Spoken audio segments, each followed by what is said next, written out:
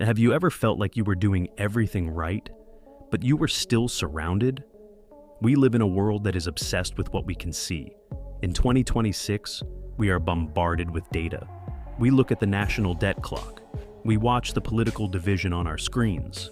We see the shifting job market, and we feel like Elisha's servant. In the book of 2 Kings, chapter 6, there is a moment that defines the firm foundation mindset.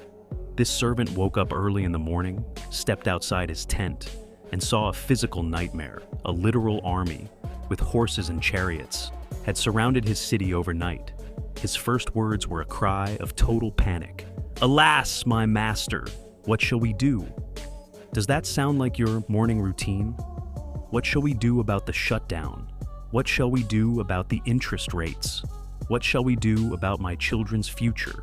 But Elisha, a man whose eyes were fixed on the blueprint of heaven, didn't even flinch. He didn't check the city walls, and he didn't count the enemy's spears.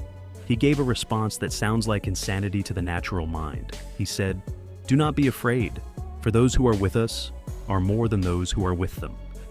Think about the logic of that. On one side, you have a visible army of iron and horses. On the other side, you have one old prophet and a terrified servant. But Elisha wasn't ignoring the problem. He was simply looking at a different dimension. He prayed a prayer that every one of us needs to pray right now.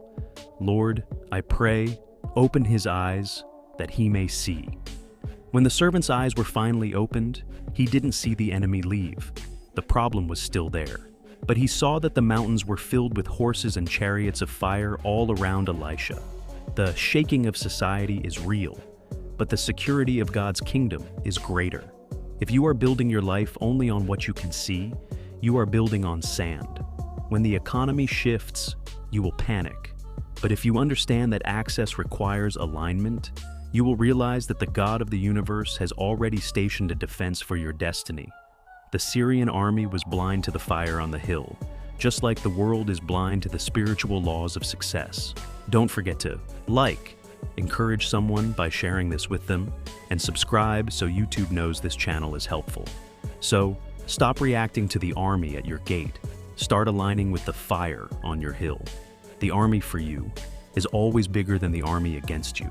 Don't just build an empire, build a foundation.